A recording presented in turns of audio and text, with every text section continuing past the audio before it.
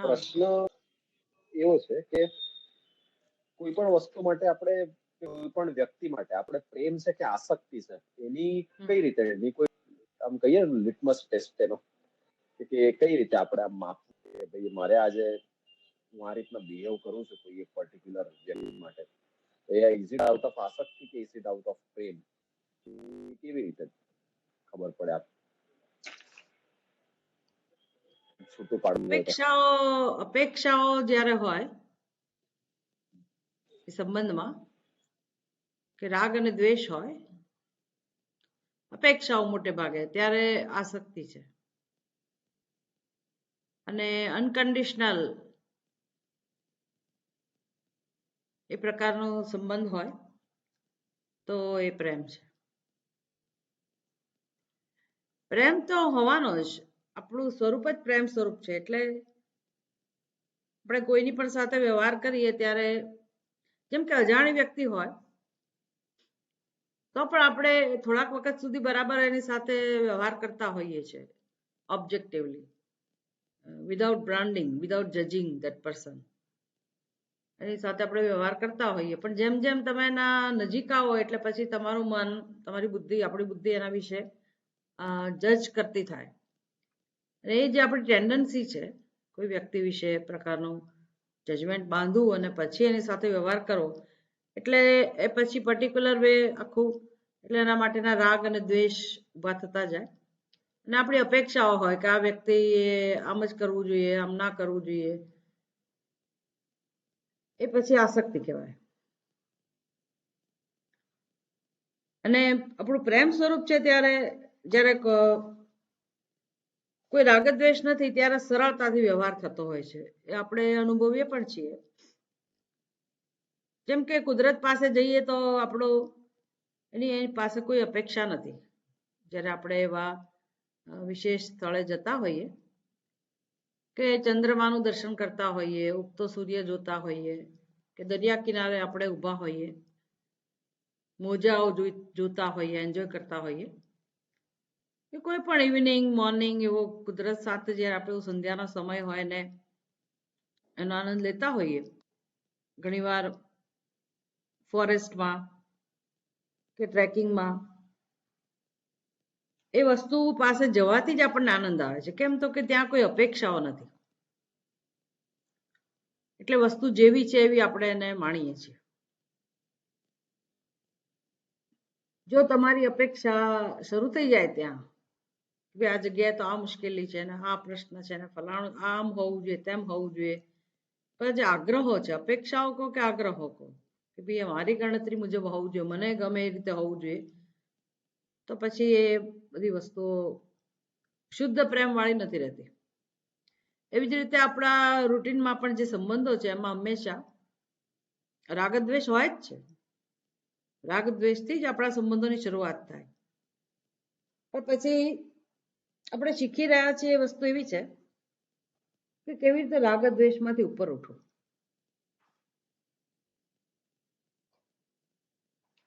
ભલે રાગ દ્વેષ હોય પણ ધીરે ધીરે એને ઓળખવા અને આપણા આગ્રહોમાંથી આપણે મુક્ત થવું. એટલે જેમ જેમ આપણા આગ્રહો છૂટતા જાય, અપેક્ષાઓ આપણી દૂર થતી જાય એ વ્યક્તિ માટે કે વસ્તુ માટે, પછી આપણો જે પ્રેમ સ્વરૂપ જે છે, આપણો સ્વભાવ જે છે એ જેવો છે એવો અભિવ્યક્ત થાય, એનું નામ પ્રેમ. ખરેખર એવું તમે કોઈને શુદ્ધ પ્રેમ કરવા માંગો એવું બને નહીં. કોઈ કોઈને શુદ્ધ પ્રેમ કરી ના શકે. અપેક્ષા બધાની હોય, પણ મુશ્કેલી અહીંયા આવે છે કે રાગ દ્વેષ જે રહેલા છે એને કારણે આપણો વ્યવહાર, એ જે પ્રેમની જે પ્રાગટ્ય થવું જોઈએ એ નથી થતું, એના સ્વરૂપમાં નથી થતું. એટલે આપણે જેના પ્રત્યે દ્વેષ હોય ત્યાં આપણો પ્રેમ નથી વહી શકતો ને આપણા હૃદયમાંથી. અને આસક્તિ હોય ત્યાં અપેક્ષાઓ સાથે પ્રેમ હોય છે.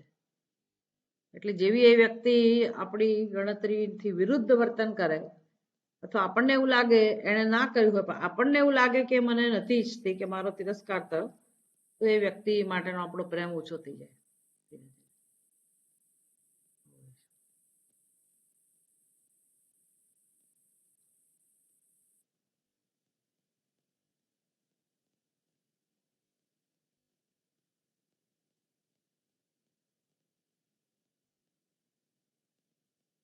બીજા કોઈને કોઈ છે પ્રશ્નો પૂછવાનું છે?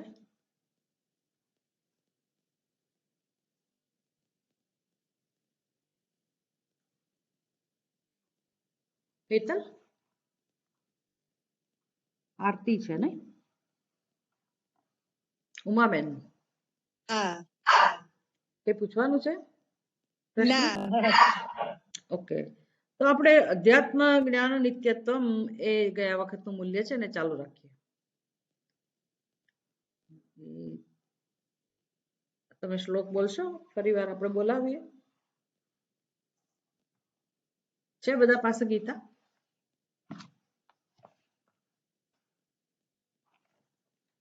તો 13મો અધ્યાય તમે ખોલો.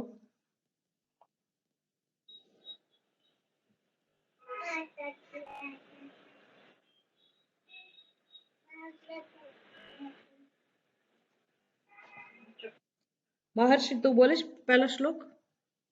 હા માતાજી, અમાનિત્વ વાળો. હા. શ્રી ભગવાન ઉવાચ અમાનિત્વમ મદંભિત્વમ અહિંસા ક્ષાંતિરાર્જવમ આચાર્યોપાસનમ શૌચમ સ્થૈર્યમાત્મવિનિગ્રહ.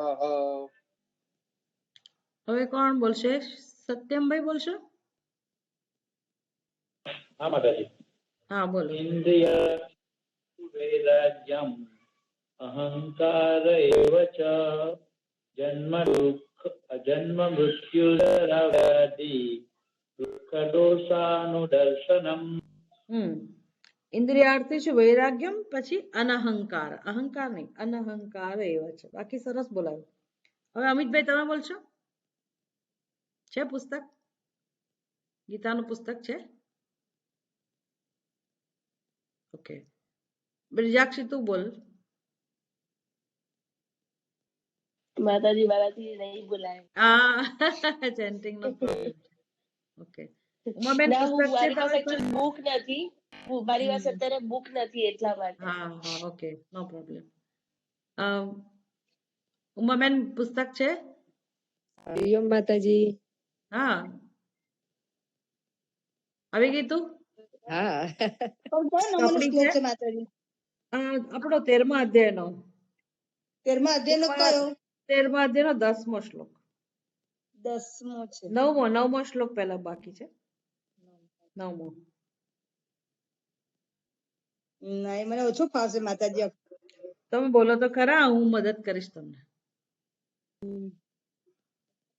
શક્તિરમ નભિષંગ પુત્રદાર ગૃહાદિષુ નિત્યમ ચ સમચિત્તત્વ મિષ્ટાનિષ્ટોપપિત્તષુ. Very good. બસ ખાલી એક જ તમારે સમચિત્તત્વમ એ અટકો છે એટલા માટે, અને ઇષ્ટાનિષ્ટ એવું કરવાનું છે. બાકી પરફેક્ટ, નો પ્રોબ્લેમ. બરાબર. હેતલ તું બોલી શકે?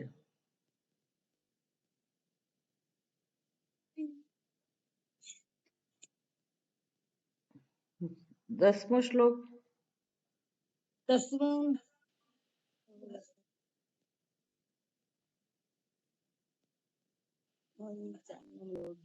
માતાજી મારી પાસે બુક આવી ગઈ છે. આવી ગઈ છે તો બહુ સરસ. તું પણ બોલ, કેવું બોલાયું? 10મો શ્લોક બોલું ને? હા હા. મયી ચાન્યય યોગેન મયી ચાનન્ય, ધીરે ધીરે. મયી ચાનન્ય યોગેન ભક્તિરવ્યભિચારિણી વિવિક્તદેશ સેવિત્વમ અર્તિર્જન સંસદી. Very good. હવે કોની બોલવાની ઈચ્છા છે?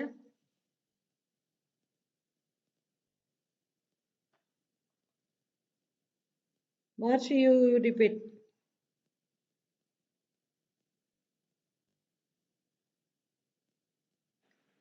હા માતાજી. હા.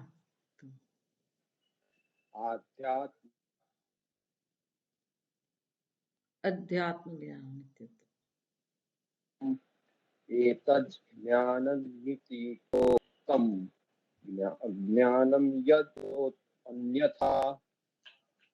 ફરી વાર બોલ, અડધું સંભળાયું નથી એવું તો.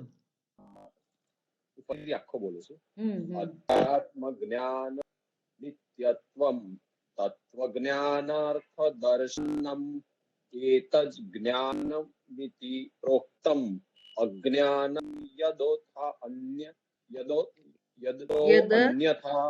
હા, વેરી નાઇસ. યદતો અન્યથા. આપણે કયું મૂલ્ય શીખી રહ્યા છીએ? અધ્યાત્મ જ્ઞાન અધ્યાત્મ જ્ઞાન નિત્યત્વમ, એ આપણે સમજી રહ્યા છીએ. થોડીક ચર્ચા કરી હતી ગઈ વખતે આપણે. અધ્યાત્મ જ્ઞાન નિત્યત્વમ એટલે દરરોજ આપણા જીવનમાં અધ્યાત્મ જ્ઞાન એટલે કે આવો સત્સંગ હોય, એવો સત્સંગ હોય કે જેનો વિષય આપણે હોઈએ, આપણું સ્વરૂપ હોય. એટલે વસ્તુ એવી છે ખરેખર તો કે આપણું આત્માનું સ્વરૂપ જે છે ને એ એટલું બધું સુંદર છે અને આપણને એના માટે સહજ પ્રેમ છે. એટલે તો આપણને રોજ અરીસામાં જોવું ગમે. કોઈ વ્યક્તિ એવી નહીં હોય કે જેને અરીસામાં જોવું નહીં ગમે. બધાને અરીસામાં જોવું ગમે. જે જમાનામાં અરીસા નહીં હોય ત્યારે લોકો શું કરતા હશે ખબર નથી, કે જળાશયની અંદર પ્રતિબિંબ જોતા કંઈક હશે ખરો ઉપાય, પણ અરીસામાં આપણને જોવું ગમે, બધાને જોવું ગમે. એટલે ક્યાંયથી પણ આપણે પસાર થતા હોઈએ અને આજુબાજુ અરીસો હોય, કે ગાડીનો કાચ હોય કે સ્કૂટરનો કાચ હોય, ક્યાંય પણ આમ અરીસો આપણને સહેજ પણ દેખાય એટલે આપણે જરાક જોઈ તો લઈએ જ આપણું પોતાનું પ્રતિબિંબ. તો કોઈને પોતાનો ચહેરો જોવામાં કંટાળો નથી આવતો. આમાંથી આપણે શીખવા જેવું છે. આવું કેમ છે? કેમ દરેકને પોતાના ચહેરા માટે પ્રેમ છે? તમે મુસાફરી કરતા હો ટ્રેનમાં અને 2-3 દિવસની જર્ની હોય, તમે સવારે ઉઠો ટ્રેનમાં, પછી જ્યારે બ્રશ કરવા જાઓ તો તમે ભૂત જેવા દેખાતા હો. કોઈ પ્રકારનો તમે તૈયાર નથી થયા, મેકઅપ નથી કર્યો, તો એવો તેવો ચહેરો તમને ગમતો હોય છે અને આપણે જોયા કરતા હોઈએ. એટલે સ્વાભાવિક પ્રેમ છે પોતાના ચહેરા માટે. તમને લોકોને શું લાગે છે એનું શું કારણ હશે? કેમ આવું છે?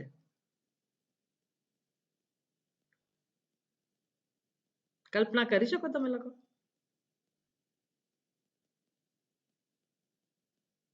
આમ તો મેં જવાબ આપી જ દીધો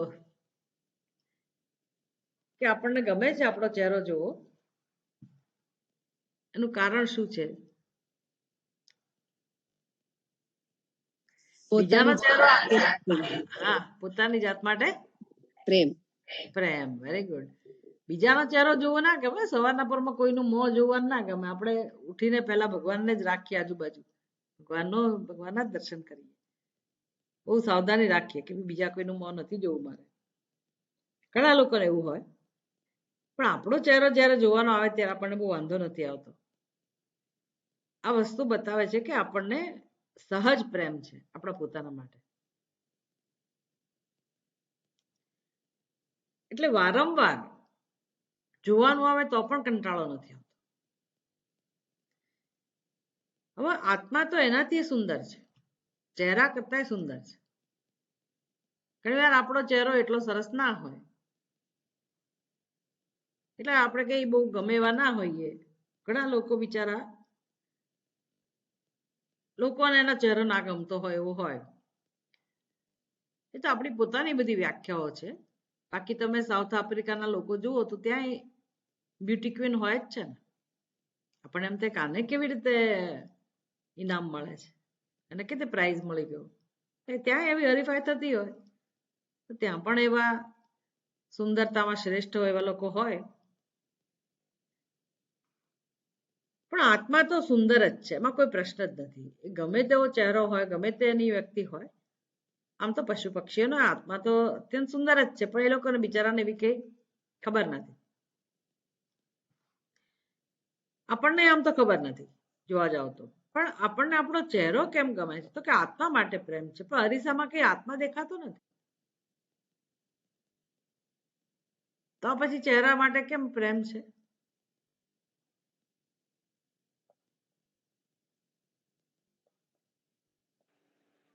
મતલબ કારણ કે હું પણ જોવાયો છું, મારો ચહેરો છે. મારો ચહેરો કે પછી હું જ છું? એટલે કહેવાનું તાત્પર્ય તો એ જ છે ને તમારું કે મારો ચહેરો એટલે હું જ છું. સમજ તો એવી જ છે ને, સમજ તો એવી જ છે ને કે આ શરીર એટલે જ હું. બસ અહીંથી આપણને નિયમ મળે કે તમે જેને હું કહો ને એના માટે પ્રેમ જન્મે. જેને પણ આપણે હું કહીએ ને એના માટે પ્રેમ જન્મે. તો બધા કોને હું કહે છે? શરીરને. જે શરીર મળ્યું છે ને આપણે હું કહીએ છીએ, એટલે એ શરીર માટે એટલો બધો પ્રેમ છે. અને ચહેરો જોઈને આપણે એમ થાય કે હું આવો દેખાવ છું કે હું આવી દેખાવ છું. એટલે સહજ રીતે જ આપણને ચહેરા સામે જોવાનું ગમે છે. આ જે વૃત્તિ છે એના પરથી આપણે સમજી શકીએ કે દરેકને હું માટે પ્રેમ હોય જ છે. પણ મારી બુદ્ધિ જેને હું કે એના માટે પ્રેમ જન્મે. પછી આમાંથી જ આપણી પ્રેમની ધારા શરૂ થાય. આ શરીરને આપણે હું કહીએ એટલે એના માટે પ્રેમ હોય. પછી શરીરથી જોડાયેલી વ્યક્તિઓ,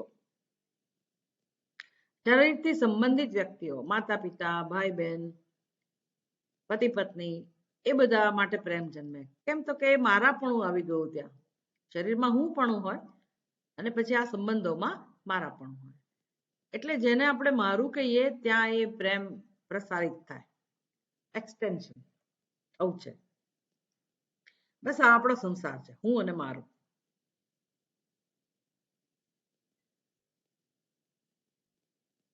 એટલે જેને મારું નથી કહેતા ત્યાં એવો પ્રેમ ના હોય. આ ખરેખર આસક્તિ થઈ. કારણ કે એમાં શરત છે, મારું જે છે ત્યાં જ મારો પ્રેમ અભિવ્યક્ત થાય છે. એટલે જો આપણો ખ્યાલ બદલાતો જાય હું વિશેનો, સાચો ખ્યાલ આપણો બનતો જાય હું વિશેનો, અને એવું તો ક્યારે બને? આપણે પોતાના સાચા સ્વરૂપને જાણીએ ત્યારે. એટલે એ જે સ્વરૂપ છે આપણું સત્ય છે, એમાં તો આખી દુનિયા સમાઈ જાય છે. બધા નામરૂપ સમાઈ જાય, બધું જ સમાઈ જાય. એ આપણું સત્ય છે. એટલે એવો જ્યારે ખ્યાલ આપણો બને, એટલે આપણે સમજીએ આપણા સ્વરૂપને, એને જ્યારે હું કહીએ. અને એવું કયું તત્વ હોય કે જે બધે હોય, બધામાં હોય, બધા સમયે હોય, બધી જગ્યાએ અનુભવાય, હોય જ, ના હોય એવું ના હોય, સર્વદા હોય, સર્વ સમયે હોય, સર્વ સ્થળે હોય, સર્વ નામરૂપમાં હોય. એવું કયું તત્વ હોય? એવું હોવું જોઈએ કે ના હોવું જોઈએ? એવું કઈ તત્વ હોવું જોઈએ કે ના હોવું જોઈએ? હોવું જોઈએ. હોવું તો જોઈએ. એ તમે જેની કલ્પના કરો, ધારો કે અત્યારે બેઠા બેઠા તમે ઓસ્ટ્રેલિયાની કલ્પના કરો કે અમેરિકાની કલ્પના કરો, તો એ અમેરિકા ઓસ્ટ્રેલિયાની કલ્પના તમારાથી જુદી હોય? તમે તેની સાથે જોડાયેલા હોત ને. જે વ્યક્તિ કલ્પના કરે છે એનાથી એ ઓસ્ટ્રેલિયા જુદું ના હોય. એટલે કલ્પના કરનારો એ તો હોવાનો જ ત્યાં. તમે જેની કલ્પના કરો ત્યાં તમે હો. તમે જે દેશની કલ્પના કરો, પછી તમે કોઈ સમયની કલ્પના કરો, કોઈ વ્યક્તિની કલ્પના કરો, જેના વિશે વિચાર તમે તો હો જ. એટલે જેની કલ્પના થાય છે ને તમારાથી ભિન્ન ના હોય. આવું છે. એટલે કલ્પના કરનારો પોતે, એ આપણે કોણ છીએ? કલ્પના કરનારો જે બધી જ જગ્યાએ હોય એના વગર કલ્પના જ ના થાય, એવું આપણું કયું સ્વરૂપ છે? તો કે આપણું આત્મ સ્વરૂપ. અને જ્ઞાન સ્વરૂપ છે. જ્ઞાન સ્વરૂપ હોય તો જ કલ્પના જન્મે, તો જ વિચાર જન્મે. અઘરામાં અઘરી વસ્તુ છે. આપણે અત્યારે હાથમાં આવી ગઈ, કારણ કે અધ્યાત્મ જ્ઞાન છે ને, આત્માનું જ્ઞાન છે ને, એટલે આ વસ્તુ લાવવી પડે. આપણા ચિંતનનો વિષય આત્મા બને. રોજ આ પ્રકારનું આપણે સમજવાનો પ્રયાસ કરવાનો છે, ભલે અઘરું લાગે. પણ છેવટે આપણને એટલી ખબર હોય કે ભાઈ આ જે વિષય છે આત્મા છે, તો આત્મા માટે તો બધાને પ્રેમ છે જ. એટલે એમાં કંટાળો આવવાનો પ્રશ્ન જ નથી. આત્મા માટે બધાને પ્રેમ હોય, આત્મા માટે રસ હોય. કોઈ એવું ના હોય કે પોતાના માટે રસ ના હોય. બધાને પોતાના સ્વરૂપ માટે રસ હોય, પોતાના માટે પ્રેમ હોય. એટલે આત્મા રસનો વિષય છે, એટલે પછી એનું જ્ઞાન પણ રસમય બને.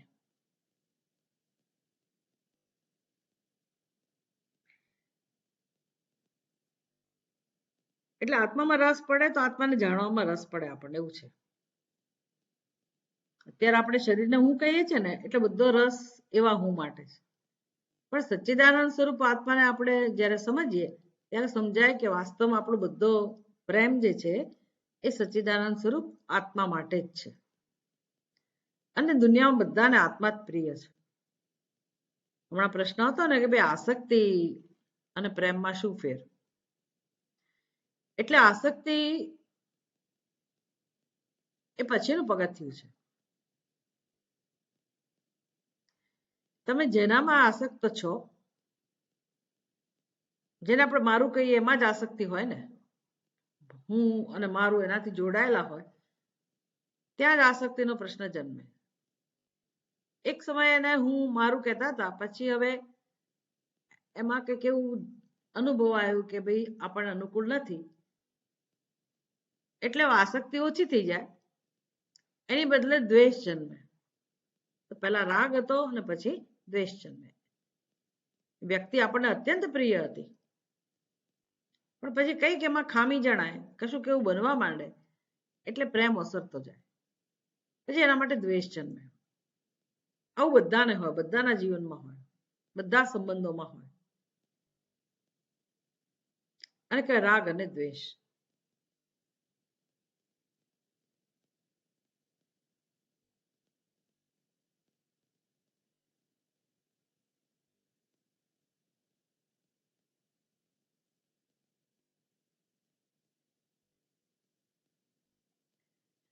એટલે તમે સંસારનું એટલે કે જીવનનું અવલોકન કરો ને, અધ્યાત્મ જ્ઞાન નિત્યત્વમ એટલે આપણે એ વખતે ચર્ચા કરી હતી કે એમાં અપરાવિદ્યા પણ આવે અને પરાવિદ્યા પણ આવે, આત્માનું ચિંતન પણ આવે, અને અત્યારે આપણે જેમાં વ્યસ્ત છીએ, જે બધી વસ્તુઓથી જોડાયેલા છીએ, એટલે કે આપણું જીવન, સંસાર, એની પણ જ્ઞાન હોવું જોઈએ આપણને, એને અપરાવિદ્યા કહેવાય.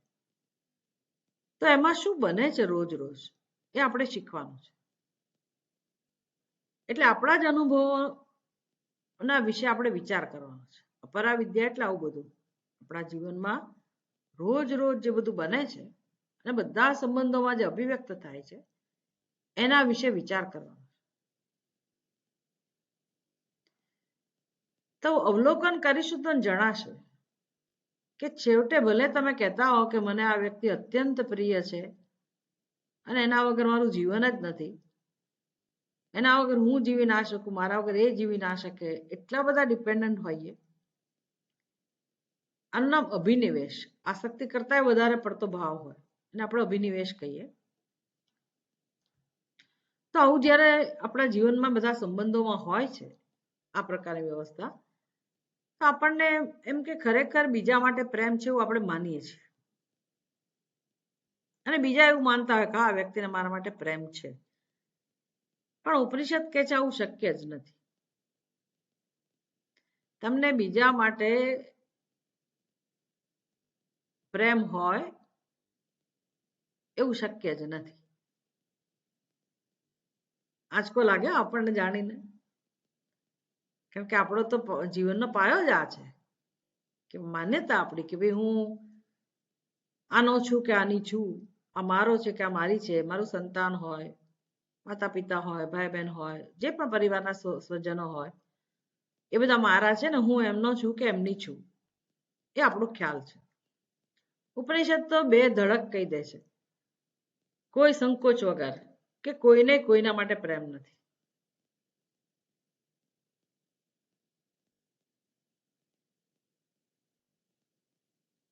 આવું સાંભળીને તમને શું થતું હશે? મારે વિચાર કરવો પડે. સ્વીકારી શકો તમે? આવું સ્વીકારવા તૈયાર થાવ ખરા? ના માતાજી. ના માતાજી. શ્રદ્ધા છે એટલે સ્વીકારીએ, પણ વિચાર કરવો પડે આવું કેવી રીતે. ના પણ અનુભવ શું કે તમારો પ્રેમ તો અંદરથી સાચું બોલવું જરાક અઘરું છે, ઓનેસ્ટી સાથે. વર્ષોના અનુભવ પછી માણસ કહેતો હોય છે કે ભાઈ કોઈ કોઈનું નથી. ભજનો ગાતા હોય છે ને લોકો, કોઈ કોઈનું નથી, કોઈ કોઈનું નથી રે. વાત અનુભવમાંથી લોકો આવું સાચી બોલતા હોય છે. હા, વાત સાચી છે. વાત સાચી છે ને. ધીરે ધીરે સમજાય માણસને. પછી આપણે સંબંધો નિભાવતા હોઈએ, હમ. અસહાય થઈ ગયા હોઈએ, પરવશ હોઈએ, એકબીજા પર આશ્રિત હોય, એ જુદી વાત છે. કોઈના વગર રહી ના શકાય એ વાત સાચી. પણ ઉપનિષદ કહે છે કે કોઈ ખરેખર કોઈ કોઈને પ્રેમ કરતું નથી. આવું છે. એટલે આ તો વાક્ય સાંભળીને આપણને આંચકો જ લાગે કે ભાઈ તમે મોટે ઉપાડે બધી જગ્યાએ પ્રેમની વાતો કરો છો અને બધું ઈશ્વરમય છે ને પ્રેમ સ્વરૂપ છે અને પ્રેમ કરવો જોઈએ, એ બધી વાત કરશો ને ઉપનિષદ આવું કે છે કોઈ કોઈના માટે પ્રેમ નથી, આવું કે છે. તો કે કોઈના માટે પ્રેમ હોય એ સાબિત કરી બતાવો.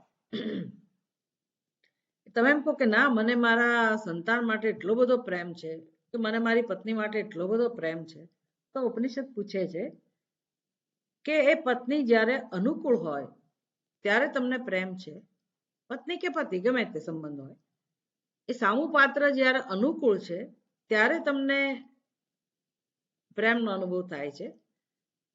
તો એ કોને અનુકૂળ છે એટલે તમને પ્રિય લાગે છે? ધારો કે સામું પાત્ર એનામાં જ રસ લેતું હોય, તમારામાં રસ ના લેતું હોય, સ્વાર્થી હોય, તો તમને એના માટે પ્રેમ જન્મે?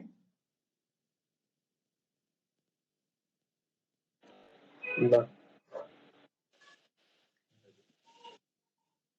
બધાએ જવાબ આપવો પડશે. ના જન્મે. ના માતાજી. તો એનો અર્થ શું થયો? એ અનુકૂળ કોને અનુકૂળ હોય તો તમને ગમે? એને પોતાને અનુકૂળ હોય એ ગમે કે તમને અનુકૂળ હોય તો? અમને પોતાને અનુકૂળ હોય. ને, તમે કોઈ પણ સંબંધ વિશે વિચારજો કે એ સંબંધોમાં તમને ક્યારે પ્રેમ જન્મે છે? જ્યારે તમને અનુકૂળ હોય એ રીતનો અનુભવ થાય ત્યારે. એ લોકો, વ્યક્તિ હોય, વિષય હોય, પરિસ્થિતિ હોય, જ્યારે એ બધું આપણને અનુકૂળ હોય ત્યારે જ આપણને પ્રિય લાગે છે. બીજાને અનુકૂળ હોય તો કે તમને પ્રેમ નથી જન્મતો. કોઈ વ્યક્તિને બીજા માટે પ્રેમ હોય તેમાં કઈ તમને કઈ ના થાય. તમને એ અનુકૂળ હોય તો જ તમને એના માટે પ્રેમ જન્મે છે. એટલે એનો અર્થ શું થયો? તમને કોના માટે પ્રેમ છે? પોતાના માટે. તમારી અનુકૂળતા માટે. બરાબર ને? તમારી અનુકૂળતા માટે. એટલે તમને અનુકૂળ હોય એનાથી તમારી અંદર એક પ્રેમની વૃત્તિ જન્મે છે, ગમાની વૃત્તિ જન્મે છે. એટલે તમે પોતે અંદર સલામતીનો અનુભવ કરો, સુખનો અનુભવ કરો અને અંદરથી એવું લાગે છે કે હા હું બરાબર છું, અને એવા તમે તમને પ્રિય લાગો છો ખરેખર. જેવી એ વ્યક્તિ અત્યારે જ્યાં સુધી અનુકૂળ હોય ત્યાં સુધી પ્રિય લાગે, જેવી એ વ્યક્તિ તમારી પ્રતિકૂળ બનવા માંડે એટલે તમારો પ્રેમ પાછો જતો રહે છે. એટલે એનો શું થયો? તમારી અનુકૂળતા મહત્વની છે, આપણી અનુકૂળતા મહત્વની છે. એને ઉપનિષદની ભાષામાં એવું કહેવાય, આત્મનસ્તુ કામાય સર્વમ પ્રિયમ ભવતી. કે દરેકને કોઈને કોઈના માટે પ્રેમ હોય તો એટલા માટે પ્રેમ છે કે તમને તમારા આત્મા માટે પ્રેમ છે, એટલે જ બીજું પ્રિય જણાય છે. ખરેખર બીજા માટે પ્રેમ નથી, તમને તમારા માટે જ પ્રેમ છે. એટલે બીજા જ્યારે તમને અનુકૂળ હોય, બધું અનુકૂળ હોય, તમે લોકો કહે ને કે હવે શાંતિ થઈ ગઈ જીવનમાં, કેમ? તો કે હવે બધી પ્રતિકૂળતા જતી રહી, બધું અનુકૂળ થઈ ગયું. અનુકૂળ થઈ ગયું એટલે હવે તમે તમારો સ્વીકાર કરી શકો છો, બીજું કંઈ નહીં. એટલે એવું લાગે છે કે બીજા માટે પ્રેમ છે. ઉપનિષદમાં તો એટલું મોટું બૃહદારણ્યક ઉપનિષદ છે, એમાં આપણા યાજ્ઞવલ્ક્ય મુનિ અને એની પત્ની બંને વચ્ચેના સંવાદો છે. બહુ વિસ્તારથી એ બધા સંવાદો છે અને બધા સંબંધોની વાત કરી છે કે પતિને પત્ની માટે પ્રેમ હોય તો ખરેખર પત્ની માટે પ્રેમ નથી, એ પોતાના માટે જ પ્રેમ છે. પત્નીને પતિ માટે પ્રેમ હોય તો કે પતિ માટે નથી, ખરેખર પોતાના માટે જ છે. એટલે દરેક સંબંધોમાં આવું જ છે.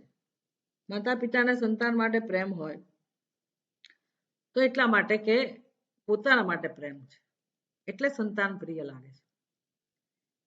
એટલે આપણે આપણી રીતે સરસ રીતે આપણે સરળતાથી સમજવાનો પ્રયાસ કર્યો કે પોતાના માટે પ્રેમ એટલે શું, તો કે બધાએ મારામાં રસ લેવો જોઈએ, બધાએ મારું ધ્યાન રાખવું જોઈએ, બધાએ મને પૂછવું જોઈએ.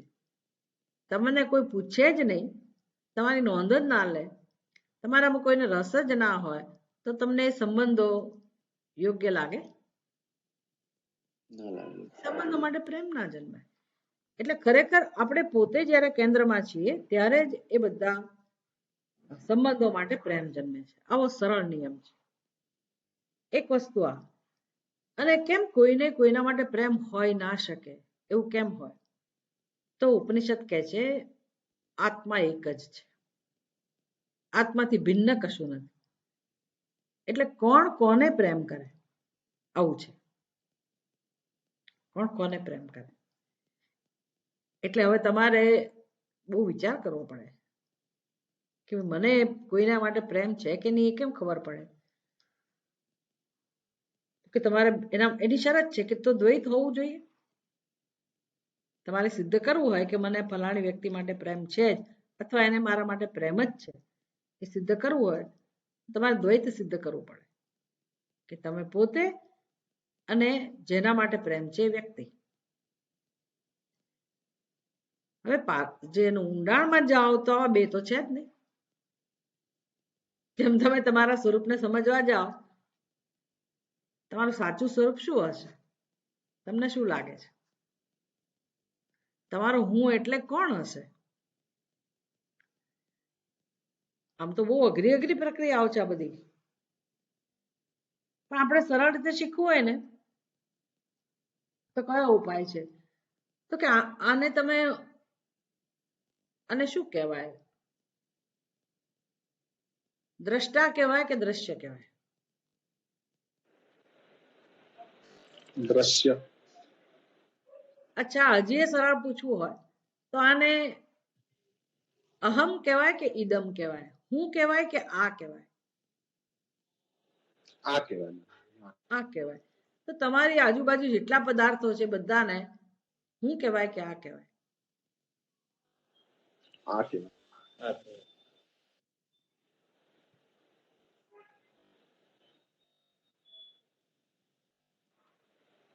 શું થયું? અડધું એડવર્ટાઇઝમેન્ટ. ઓકે,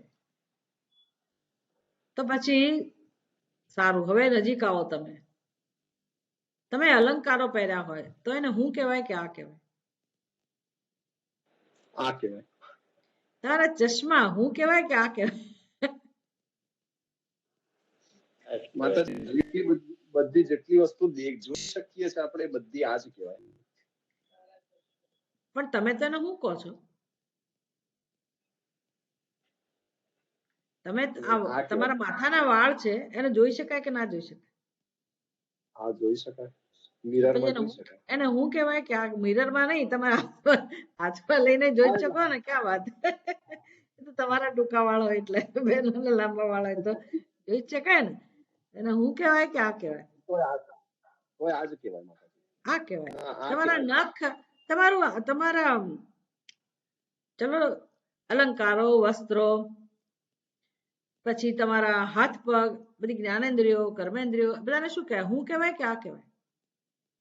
આ કહેવાય. કારણ કે માતાજી આ બધી વસ્તુઓ હુંની સામે પ્રગટ થાય છે. તમે જોઈ શકો છો ને, ખરું કે નહીં?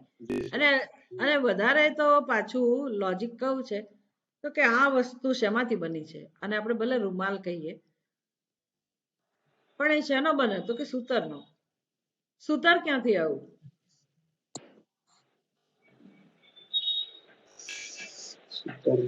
કાપડમાંથી, કોટનમાંથી. એ કોટન એટલે જ સૂતર. એ ક્યાંથી આવ્યું? પ્રકૃતિમાંથી, ઝાડમાંથી, કપાસમાંથી, વૃક્ષમાંથી. ખરું, કપાસના વૃક્ષમાંથી. વૃક્ષ ક્યાંથી આવ્યું? જમીનમાંથી આવ્યું. જમીનમાંથી. જમીન ક્યાંથી આવી? જમીન ક્યાંથી આવી ખબર છે? પંચતત્વોમાંથી. જમીન, પૃથ્વી તત્વ. જમીનથી સૂક્ષ્મ કંઈક તત્વ હોવું જોઈએ, એમાંથી જમીન આવી. બધી અઘરી પ્રક્રિયા તમને ખબર નથી, પણ જમીન સુધી તો પહોંચ્યા ને. એવી રીતે જગતના બધા પદાર્થો, જેને આપણે જળ કહીએ છીએ, એ શેમાંથી આવે? તો કે જમીનમાંથી જ આવે છે. એટલે પંચ મહાભૂત. જમીન પછી શેમાંથી આવે તો કે આગળના મહાભૂતમાંથી, સૂક્ષ્મ જે મહાભૂત હોય ને એમાંથી. તો તમારું શરીર શેનું બનેલું છે? આ રૂમાલ તો કોટન નો બનેલો છે. તમારું શરીર શેમાંથી? પંચમહાભૂત તો બધા ના જાણતા હોય, પણ તમે એટલું સમજી શકો કે એ જ્યારે ઉત્પન્ન થયું તો શેમાંથી ઉત્પન્ન થયું ખબર છે? અન્નના રસમાંથી. અન્નનો રસ છે ને, એમાંથી એમાંથી એટલા બિંદુમાંથી આ શરીર સર્જાયું. સારું, પછી એનો જન્મ થયા પછી કોને કારણે શરીર જીવે છે? અન્નથી કે નહીં? અન્ન ખાવ છો એટલે શરીર જીવે છે ને, પોષાય છે શેનાથી? રોજ અન્ન ખાવું પડે છે ને આપણે. એટલે આ બધું શેનું બનેલું છે? અન્નનું જ બનેલું છે ને આખું શરીર. પછી હા, શું કહે છે? હા માતાજી. હા, પછી એનો નાશ થાય તો એ શેમાં ભળી જાય? એમાં પડી જાય પાછું. એટલે અન્ન શેમાંથી આવ્યું હતું? અન્ન શેમાંથી આવ્યું છે? જમીનમાંથી. જમીનમાંથી.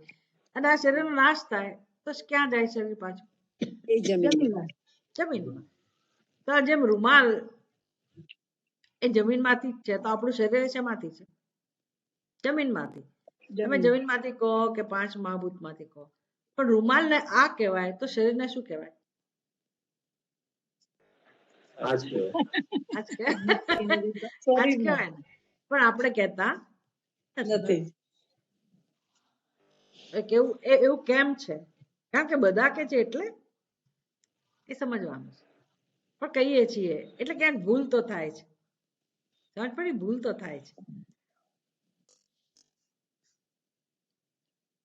તો તમે એટલે કોણ હશો? તો પછી કોને મારે હું કહેવું જોઈએ? આ શરીર તો આ તમે એને કહી દો, આ શરીરને.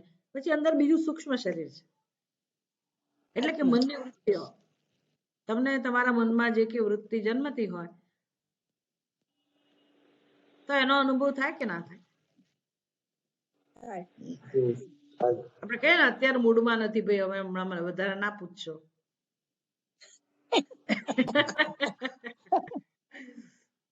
આજે હું મૂડમાં નથી, આજે હું ખુશ નથી, આજે આમ છે, આજે તેમ છે.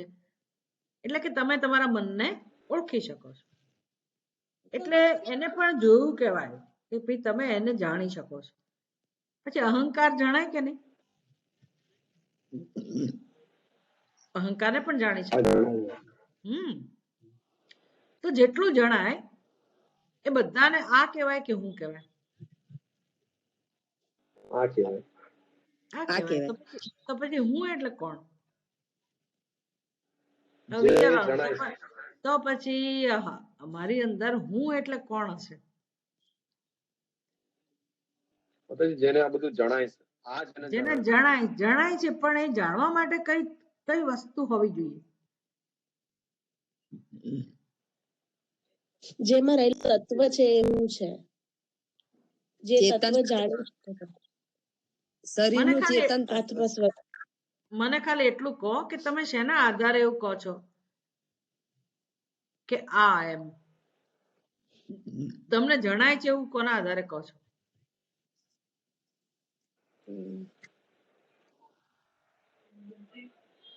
મેં જોયું એવું કહો છો ને? જોઈએ છે વ્યવહારમાં તમે કહો છો ને મેં મારી આંખે જોયું. પછી એક શબ્દ સાંભળ્યો છે, હું સાક્ષી છું. એટલે તો પછી આ જોનારો કોણ થયો? સાક્ષી. જોનારો સાક્ષી થયો ને. બહારના જગતના વ્યવહારોને જોયું, અનુભવોને જોયું, તમે ઘટનાઓને જોઈ, પછી તમે અંદરની ઘટનાઓને પણ જોઈ શકો છો. હે ને? પોતાના મનની અંદર જે ચાલતું હોય, ઈચ્છાઓ જન્મતી હોય, સંકલ્પ કરતા હો, સુખ દુઃખની વૃત્તિ જન્મતી હોય, આ બધાને તમે અનુભવી શકો છો ને. એટલે તમે એના પણ સાક્ષી છો ને. એ જે સાક્ષી છે એ તો હવે આ શરીરનો સાક્ષી થઈ ગયો. તો જેમ તમે અત્યારે લગ્નની સિઝન ચાલે છે અને તમે જ્યાં રહેતા હો ત્યાંથી વરઘોડો પસાર થયો હોય, હવે આવું હોય છે કે નથી હોતું?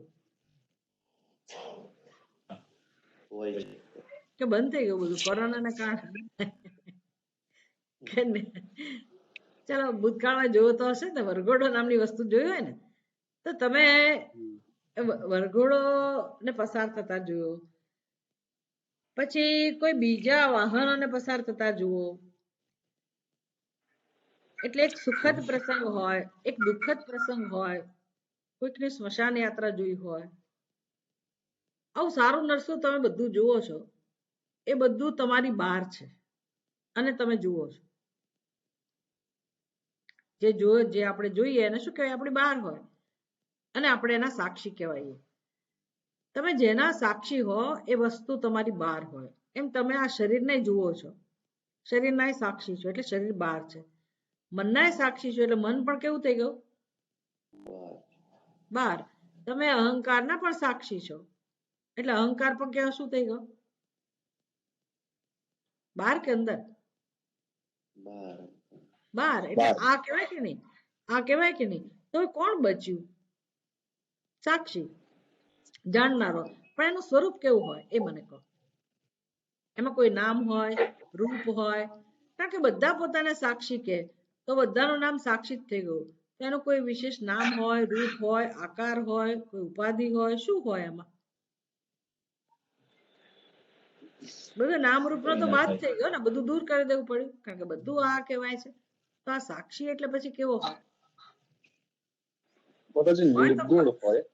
હોય તો ખરો જ, પણ તમે પોતાને કેવા અનુભવો, તો કે માત્ર અનુભવે, બસ. એ કેવા કેવી કેવું એવું કહી શકાતું નથી. એ અનુભવને જ્ઞાન કહેવાય કે ના કહેવાય?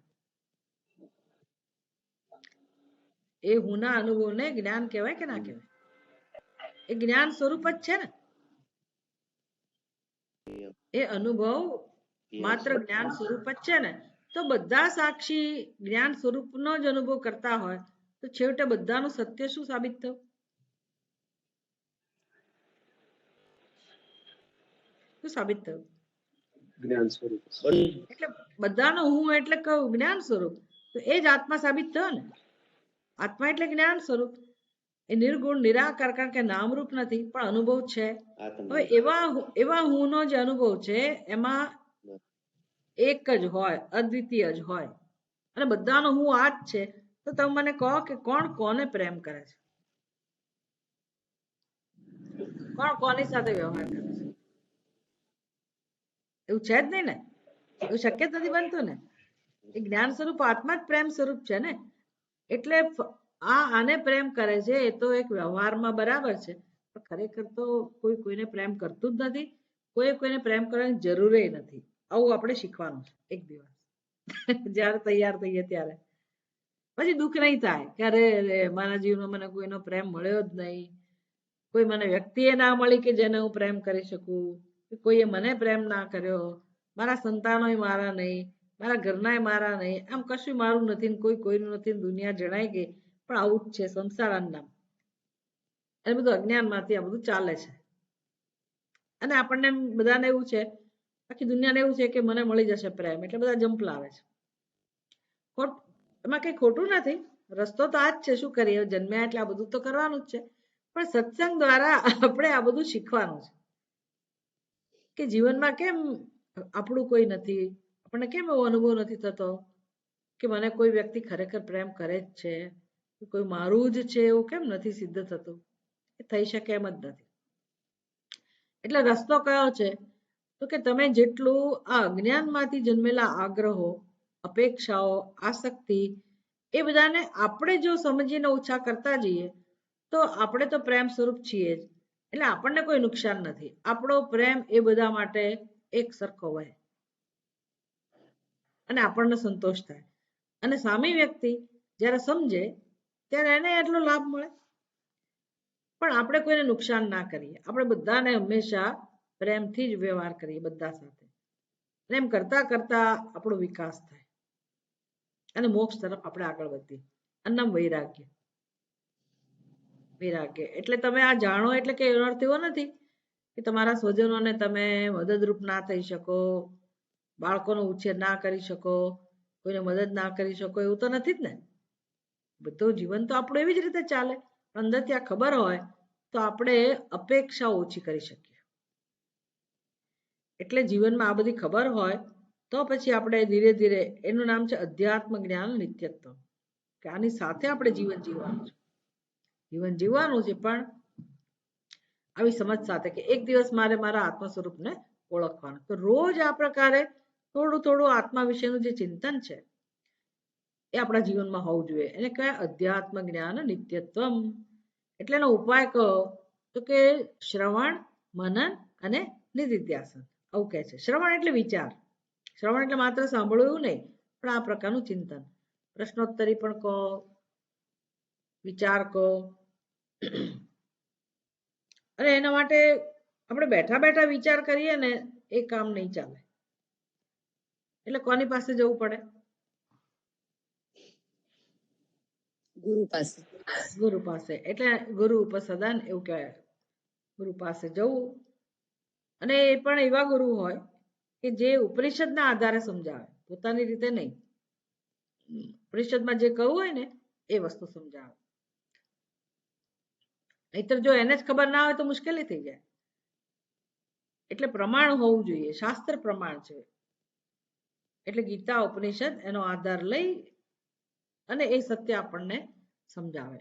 આ પ્રકારના ગુરુ આપણા જીવનમાં આ બધી વસ્તુ હોય. પછી એનાથી વધારે આગળનું પગથિયું કયું છે તો કે આત્મા છે ને એ તો જ્ઞાન સ્વરૂપ જ છે. એનું આપણે જ્ઞાન પ્રાપ્ત કર્યું કહેવાય. ખરેખર કે આપણે આત્માને જાણતા નથી. આત્માને જાણવાની જરૂર નથી. આત્મા જણાઈ જ રહ્યો છે. જેમ કે ભલે આપણી બુદ્ધિમાં અજ્ઞાન હોય પણ હુંનો અનુભવ છે કે નહીં? હુંનો અનુભવ તો છે.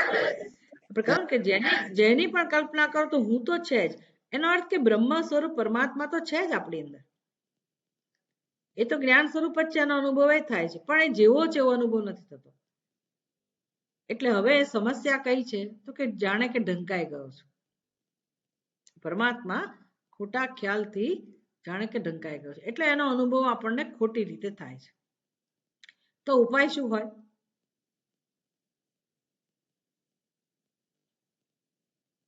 તમને શું લાગે છે? શું ઉપાય?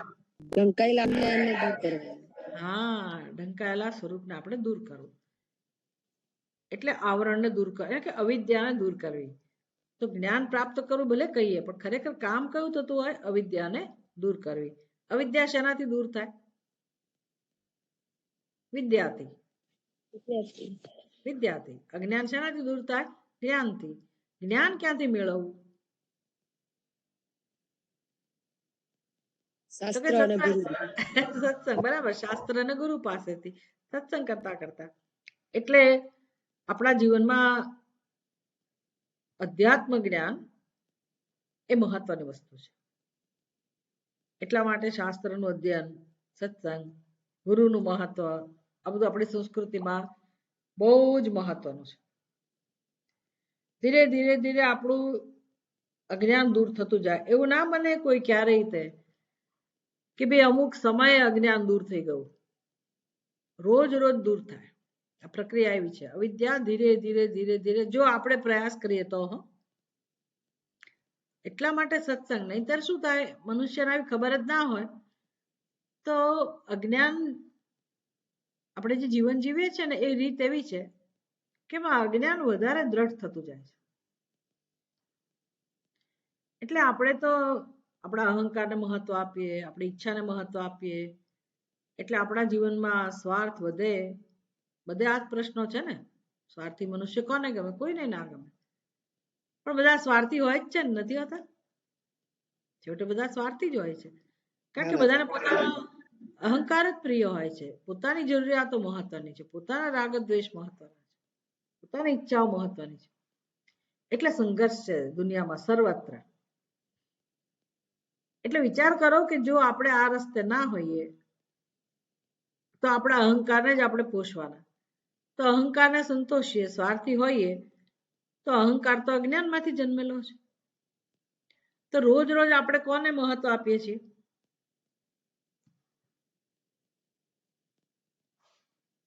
અહંકારને મહત્વ આપીએ છીએ. એનો અર્થ શું થયો? કોને મહત્વ આપીએ છીએ? અજ્ઞાન. અજ્ઞાનને. રોજ હા. એટલે પછી જો ખબર જ ના હોય તો આખી જિંદગી આપણે અભ્યાસ કરીએ, દ્રઢ કરીએ, કોને દ્રઢ કરીએ તો કે અજ્ઞાનને. જ્યાં સુધી અજ્ઞાન છે ત્યાં સુધી જે આપણું પ્રેમ સ્વરૂપ છે ને એ પ્રગટ થાય જ નહીં. આપણે પ્રેમ બહારથી જ ઈચ્છા કરીએ અને એ દિશા તો ખોટી છે, ત્યાંથી પ્રેમ મળે એવું જ નથી, કારણ કે બહાર બીજું કોઈ એવું સત્ય જ નથી કે જ્યાંથી પ્રેમ મળે. અને આપણે પ્રેમની જરૂરિયાત વાળા પણ નથી. પેલો ખોટો ખ્યાલ છે એટલે જ આપણે પ્રેમની જરૂરિયાત વાળા સાબિત થઈએ છીએ. એ ભ્રમ છે. એટલે આખી દુનિયામાં ભ્રમ છે. આપણે જન્મ્યા તો આપણી બુદ્ધિમાં ભ્રમ છે. તો જીવનમાં સુખી થવું હોય તો કઈ રીત છે? ભ્રમ દૂર કરતા જાઓ અને જીવન જીવતા જાઓ. જો તમે ભ્રમ ના દૂર કરો તો અંધકારમય જીવન હોય. ભ્રમ તમારો વધતો જાય, જ્ઞાન વધતું જાય, નવો જન્મ, નવું મૃત્યુ, નવો જન્મ, નવું મૃત્યુ એમ ચાલે. દરેક જન્મમાં દુઃખ જ મળે પછી. એટલે મોક્ષ એટલે શું એ ખબર પડી ને હવે? જ્ઞાન સ્વરૂપ આત્મા તો છે જ, એટલે એ આપણે પ્રગટાવવાનો નથી, એને જાણવાનો નથી. મોક્ષ એટલે શું? અવિદ્યાને દૂર કરવાની, ભ્રમને દૂર કરવાનો. ભ્રમને દૂર કરવાનો ઉપાય ખબર હોવી જોઈએ. શ્રવણ મનન નિધિધ્યાસન તો ઠીક છે, પણ બાકી બધું આખું આપણે રોજ જે સત્સંગમાં શીખીએ છીએ, ગીતા આખી ગીતા ભગવાન જે શીખવાડે છે કે કેવી રીતે જીવન જીવવું કે જેથી આ ભ્રમ દૂર થાય. એના માટે ગૃહસ્થ આશ્રમ છે.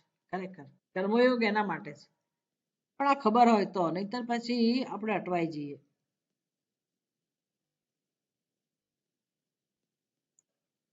ખબર ના હોય તો અંધકારમય જીવન, બધું બધું આપણે દુઃખી થઈએ, નિરાશ થઈને જીવન પૂરું કરીએ, આપણે ફરી પાછા જન્મીએ. આવું છે. એટલે આપણે સમજ્યા અધ્યાત્મ જ્ઞાન નિત્યત્વમ. ક્લાસ પૂરો કરીએ. કોઈને કોઈ પ્રશ્ન હોય તો પૂછી શકો તમે. મારે સત્સંગ આપણે શરૂઆત કરે ત્યારે મારો સવાલ હતો કે પ્રેમ અને આસક્તિ વચ્ચે શું ભેદ હોય? સત્સંગ કોઈના માટે હોવો જ. બીજો સવાલ એવું થાય તો પછી શું છે માતાજી, જે પ્રેમ તો છે જ નહીં તો પછી ડઝ ઇટ મીન કે પછી આ બધી આસક્તિઓ છે? જો એવું છે, હા, એ રીત હતી કહેવાની કે કોઈને કોઈના માટે પ્રેમ નથી, એક રીત છે, પણ પ્રેમ તો છે જ ને. બીજા શબ્દોમાં એવું કહી શકાય કે પ્રેમ સિવાય કશું નથી. આપણા હૃદયમાં પ્રેમ છે ને સામેના હૃદયમાં પ્રેમ છે, કારણ કે આત્માનો સ્વભાવ જ પ્રેમ છે. પણ કોઈને કોઈના માટે નથી, એટલે દ્વૈત નથી, એ સમજવાનું છે.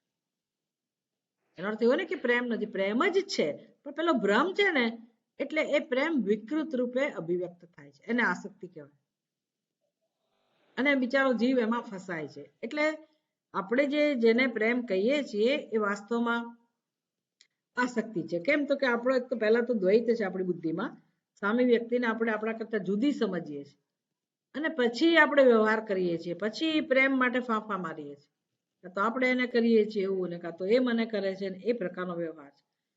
પણ એ હું ને મારું જતું રહે તો શું બચે?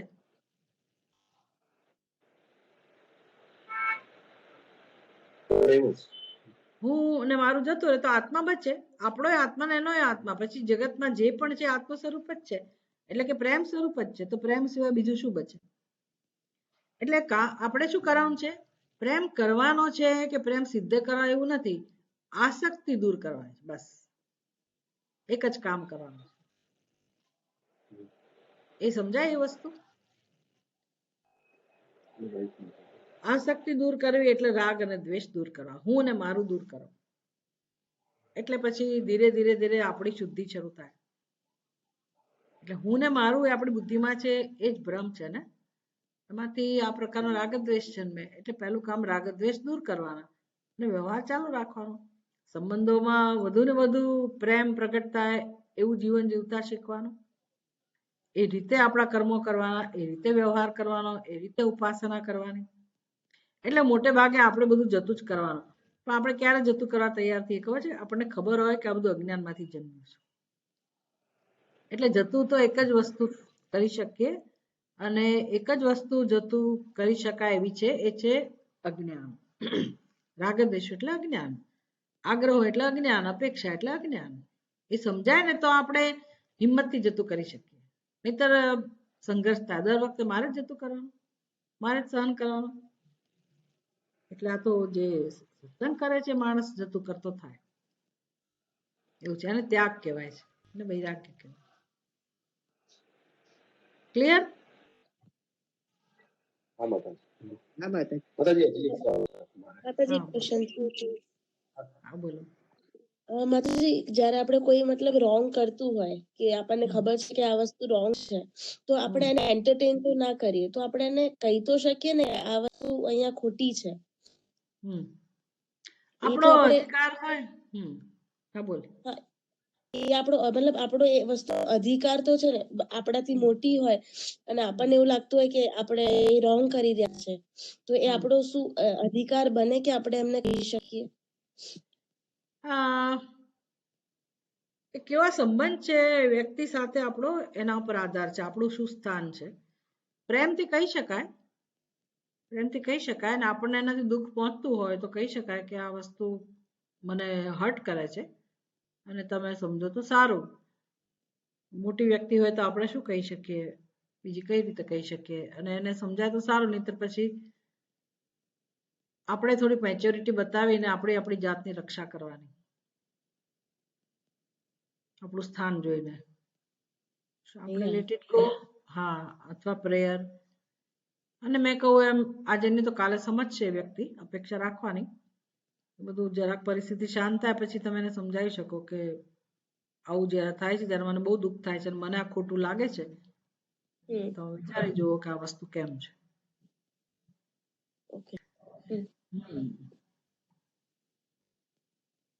એટલે આપણું દુઃખ જો જે થાય છે એ જાણીને એમ થાય કે ભાઈ મારે વિચાર કરવો જોઈએ, તો કદાચ એ વ્યક્તિ સમજે પણ ખરી. નહીતર વાત સાચી છે, બહુ દુઃખ થતું હોય આપણને. મહર્ષિ તારો શું પ્રશ્ન છે? પણ ઘણી વાર જે એવું બનતું હોય કે સમજતા જ ના હોય, તો પછી એવા કેસમાં શું કરવાનું? એટલે આપણે સમજવાનું, પછી આપણે સમજવું પડે ને. કારણ કે હા, એટલે શું કરીએ એ લોકોનું. અને આપણે આપણા માટે સારું છે એક રીતે જોવા જાવ તો, કારણ કે આપણે બહુ જ વિચાર કરીએ ને સૂક્ષ્મતાથી, એટલે આપણો વિકાસ થાય. હવે અન્નમત સંસાર, દુઃખ તો માંથી તો આપણે પસાર થવું જ પડે. એના કેટલા બધા કારણો હોય. એટલે હવે અજ્ઞાનનું ફળ આવું જ છે, તો પછી હવે હું સંસારમાંથી મુક્ત થવા એક જ મારી પાસે ઉપાય છે દુઃખમાંથી મુક્ત થવાનો, મારું અજ્ઞાન દૂર કરો. અને જેમ જેમ તમે તમારા સ્વરૂપને જાણતા જાઓ પછી દુઃખ ઓછું થાય, ભલે વ્યક્તિનો વ્યવહાર ગમે તેવો હોય. એટલે આપણે આપણી જાતને બદલી શકીએ, બીજાને ના બદલી શકીએ ક્યારેય. એવું છે. આપણું સ્થાન એવું હોય, એવી સ્થિતિમાં હોઈએ, સમજાવીએ તો જુદી વાત છે. એવું છે.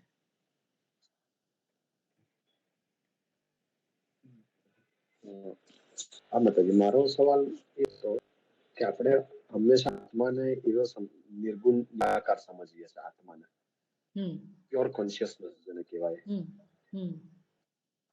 હવે આપણે એવું કહીએ છીએ કે આપણે આજે બધી વસ્તુઓ તમે બતાડી, જેમ કે રૂમાલ છે, એ બધી વસ્તુઓ આત્માને જણાય છે. ઇવન શરીર છે, આંખો છે, ઇન્દ્રિયો છે, બધું આત્માને જણાય છે. તો એ આત્માને જયારે જણાય છે ને, આપણે જે આત્માને લીધે મને ખબર પડે છે કે આ વસ્તુ આ છે, રાઈટ, કે આત્માને જણાય છે. તો આત્મા નિર્ગુણ નિરાકાર છે, પણ એની અંદર કંઈક તો એવી પ્રક્રિયા થઈ હશે ને માતાજી કે જેના લીધે જણાય છે આત્માને. એવું છે. હા સાંભળો, હા બોલ આગળ. તો પછી એ નિર્ગુણ નિરાકાર હોય તો એમાં પ્રક્રિયા કેવી રીતે થઈ શકે? હા, વેરી નાઇસ. એટલે હવે એવું છે કે આ જ્યારે પ્રશ્નો થઈ રહ્યા છે આ પ્રકારના, અને આપણે આ જણાય છે એ પ્રકારે જ્યારે ચિંતન કરીએ છીએ, તો કોને જણાય છે? એટલે જે એવું કહે છે કે મને જણાય છે, એ વાસ્તવમાં એ દ્રશ્ય કરતા પોતાને જુદો સમજે છે ને. આપણે પોતાને દ્રશ્ય જે જણાય છે એના કરતા જુદા સમજીએ છીએ ને જ્યારે કે મને જણાય છે તો એ જેને જણાય છે એ દ્રષ્ટા હું એવો ખ્યાલ છે ને અંદર આપણી બુદ્ધિમાં કે આ જેને જણાય છે એ આત્મા એવું જ્યારે આપણે કહીએ છીએ ત્યારે તે આપણી બુદ્ધિ દ્વારા આપણે વિચારીએ છીએ ને એટલે એ બુદ્ધિ ની સાથેનું તાદાત્મ્ય છે આપણી અંદર. એટલે પછી આ જાણનારો એવો ખ્યાલ છે અને જણાય છે એવા બે જણા રહ્યા. હવે આ બુદ્ધિની અંદર જે તાદાત્મ્ય છે એને જણાય છે. એને કોને કારણે જણાય છે તો કે જ્ઞાન સ્વરૂપ આત્માને કારણે બુદ્ધિ પ્રકાશિત થાય છે અને એમાં જે દ્રષ્ટા છે એને જણાય છે. એટલે આખી પ્રક્રિયા જે છે એમાં તો નિર્ગુણ નિરાકાર નથી. જેને જણાય છે પાછો દ્રષ્ટા તો અંદર આ પ્રકારે બુદ્ધિમાં રહેલો છે ને પોતાને બુદ્ધિ એવું કહેનારો. તમારે એને છોડવો પડે પછી એને છોડવો પડે કે ભાઈ બુદ્ધિમાં તાદાત્મ્ય આત્માને ના હોઈ શકે. બુદ્ધિને આત્માની હાજરીમાં બુદ્ધિ પ્રકાશિત થાય છે એટલે બુદ્ધિમાં એ જે ચૈતન્યનું જાણે કે પ્રતિબિંબ ના હોય એવો જે હું છે એને જણાય છે. પણ કોને કારણે જણાય છે તો કે જ્ઞાન સ્વરૂપ આત્માને કારણે. અને એ પોતે સ્વયં કેવો હોય નિર્ગુણ નિરાકાર. બરાબર ને એને આપણે અધિષ્ઠાન કહીએ છીએ અને એ જ પૂર્ણ સ્વરૂપ હોય એને જ એક અદ્વિતીય કહેવાય. તદ બ્રહ્માહમ અસ્મિ આવો ઉપદેશ. બહુ સરસ પ્રશ્ન છે. ઘણું બધું ચિંતન કરવાનું છે આ દિશામાં આપણે. માતાજી આની સ્પષ્ટતા હજુ વધારે સારી રીતે કરો ને હજુ મગજમાં નથી બેસતો.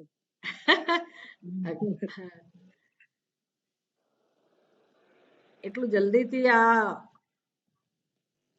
વસ્તુને સમજાય નહીં. પણ જો આપણે જે દ્રષ્ટા દ્રશ્યની પ્રક્રિયા હમણાં કરી ને કે ભાઈ કોને જણાય છે અત્યારે તમે જેને દ્રષ્ટા કહો છો આપણે જેને દ્રષ્ટા કહીએ છીએ તો એ તો શરીર વાળા આપણે છીએ ને.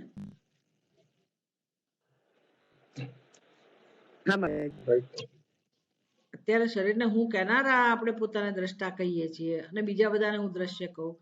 પણ પછી હવે આપણે એવી રીતે ચિંતન કરવાનું છે કે બહારનું જગત તો બરાબર છે દ્રશ્ય છે પણ આ શરીર પણ હવે દ્રશ્ય હોય તો હું એટલે આ શરીર તો નહીં જ ને. ના માતાજી. હા એટલે એમાં નામરૂપ ને એ બધું જતું રહ્યું ને એ હું માં. હા માતાજી. નામરૂપ ને જતા કરવા પડે અને છતાં હું તો છું જ પાછો. એ હું ને કલ્પના કરો કે હું કેવો હોય નામરૂપ વગરનો જ હોય ને. હા પછી તો વૃત્તિઓ વગરનો પણ હોય કારણ કે મનની વૃત્તિઓ જણાય છે એટલે એ પણ હું નથી. તો પછી હવે તો વૃત્તિ વગરનો હું પણ હું છું નથી એવું નથી. અને એના માટે કઈ મારે પ્રયાસ કરવાની જરૂર નથી એની મેળા જ અનુભવાય છે કે નહીં. હા એની મેળા અનુભવાય. તો હવે સમજાય ને એ હું એટલે એનું સ્વરૂપ કેવું હોય તો કે જ્ઞાન સ્વરૂપ. તો પછી તમે ઊંઘી જાઓ તો આવા હું નો અનુભવ થાય છે કે નહીં. હા આ જ હું નો અનુભવ થાય છે બધાને આ જ અનુભવ થાય છે એટલે બધાની અંદર આ હું તો રહેલો જ છે પાછો. અને એ તો નામરૂપ વગરનો છે એટલે કેટલા હું થયા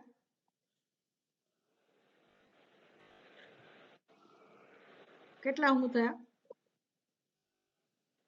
અનેક થયા એક જ થયો ને. જ્ઞાન સ્વરૂપ છે એટલે કેટલા હું એક જ હોય. પછી એ કૂતરું ઊંઘી ગયું હોય તો એને જ આવો જ અનુભવ થાય પોતાના સ્વરૂપનો.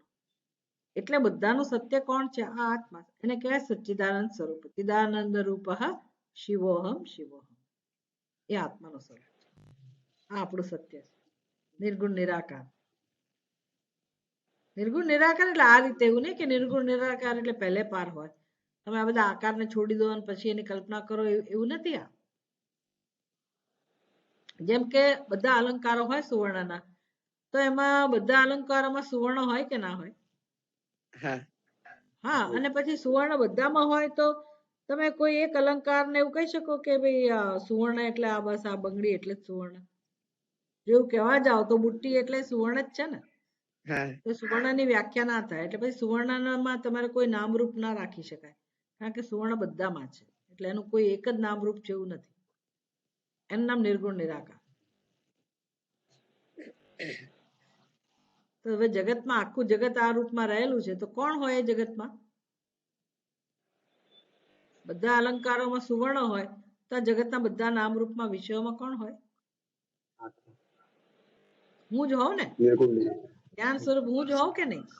તો પછી તમે ખરેખર કોણ છો? તમે ખરેખર કોણ છો? આખું જગતનો અધિષ્ઠાન સાબિત થયા ને. હા તમે કઈ ખાલી એક શરીર જેવડા નથી. એવા હું આપણે એવા હું ને આપણે ઓળખવાનું છે, સમજવાનું છે ધીરે ધીરે. પણ આ આપણું ધ્યેય છે અને એ તો છે જ આ હું. એટલે હવે એના પર જે ભ્રમ છે એવા હું નો આપણને અનુભવ કેમ નથી થતો કે આ શરીરને આપણે હું કહીએ છીએ. એટલે શરીર ભલે રહ્યો પણ બુદ્ધિમાં જે ભ્રમ છે એ તો દૂર કરી શકાય.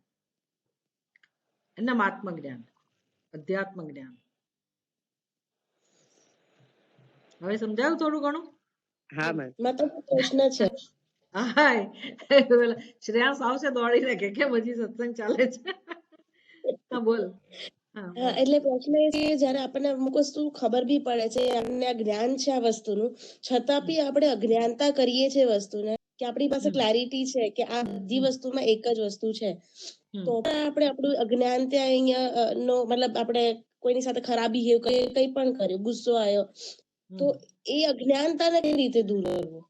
કે હા આપણે એટલે એ અજ્ઞાનતા એટલે હવે આ તો જન્મો જન્મના સંસ્કાર છે ને અજ્ઞાનના.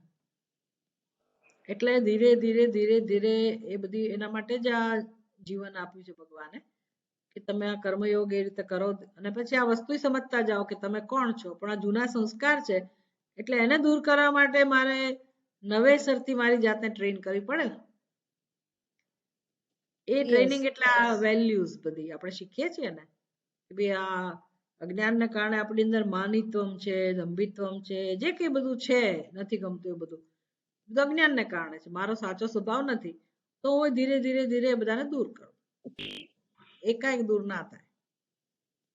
અને કેટલા જન્મોના સંસ્કાર છે પણ જાય, ન જાય એવું નથી, જાય. જેટલું આપણે કામ કરીએ એટલું જાય, જેવી આપણી તૈયારી. યસ, જેટલી ઝડપ આપણે જેટલું મહત્વ આપીએ એટલું જલ્દી થાય. પણ સમજનો આનંદ છે, આટલું જાણવાનો એક જીવનમાં આનંદ છે કે ભાઈ ચલો આ નામ જ ભગવાનની કૃપા, આનાથી આપણે આગળ વધી શકીએ કે હવે આપણે જીવન જીવી શકીશું. ભગવાનનું માર્ગદર્શન છે આપણી સાથે અને આપણે સમજી શકીએ એમ છીએ, તો આપણે આપણું જીવન બનાવી શકીએ, સાચા રસ્તે લઈ જઈ શકીએ. ઓકે, પૂરું કરીએ. હા માતાજી. ઓમ પૂર્ણમદઃ પૂર્ણમિદં પૂર્ણાત પૂર્ણમુદચ્યતે પૂર્ણસ્ય પૂર્ણમાદાય પૂર્ણમેવાવશિષ્યતે. ઓમ શાંતિ શાંતિ શાંતિ. હરિः ઓમ શ્રી ગુરુભ્યો નમઃ. હરિः ઓમ. હરિઓમ માતાજી. એક જ હરિઓમ મિનિટ માતાજી. રેકોર્ડિંગ બંધ કરવાનું.